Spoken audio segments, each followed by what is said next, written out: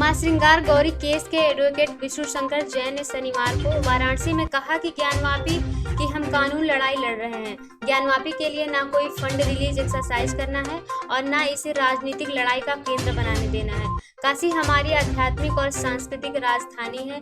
यह कानून लड़ाई सिर्फ हमारे आराध्य के लिए है। हमारा उद्देश्य सिर्फ एक है कि इतिहास में जो तलवारों के बल पर हुआ उसे अब कलम से सही किया जाए।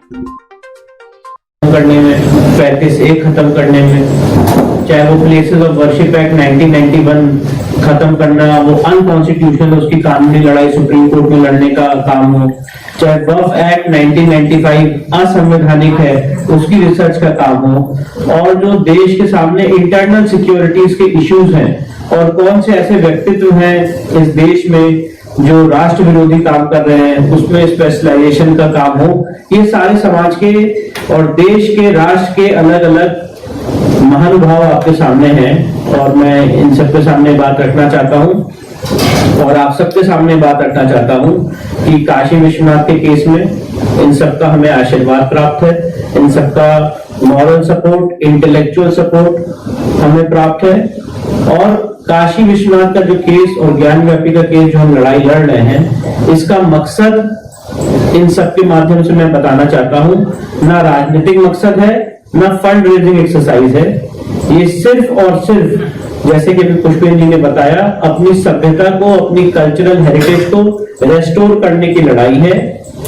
जो काशी इस आध्यात्मिक भूमि है, ये 5 कोस का जो पूरा क्षेत्र है, ये आध्यात्मिक ऊर्जा का केंद्र है, ये आध्यात्मिक कैपिटल है, ये उस चीज की लड़ाई है। और हमारा मकसद ये है कि जो 5 कोस का अविमुक्त क्षेत्र है वो आध्यात्मिक केंद्र, आध्यात्मिक राजधानी इस देश की दोबारा बने, और उसके लिए ये लड़ाई लड़ी जा रही है।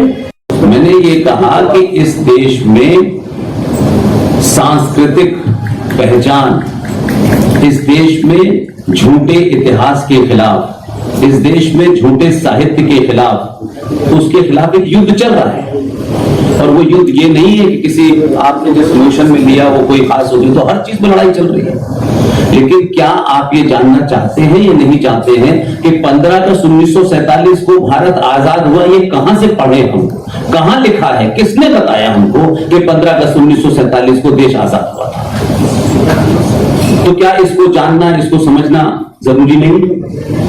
कौन देश होगा जो अपने इतिहास को नहीं जानना चाहता होगा, और कौन देश होगा जो झूठे इतिहास पे खड़े होकर के अपने ऊपर गर्व करेगा?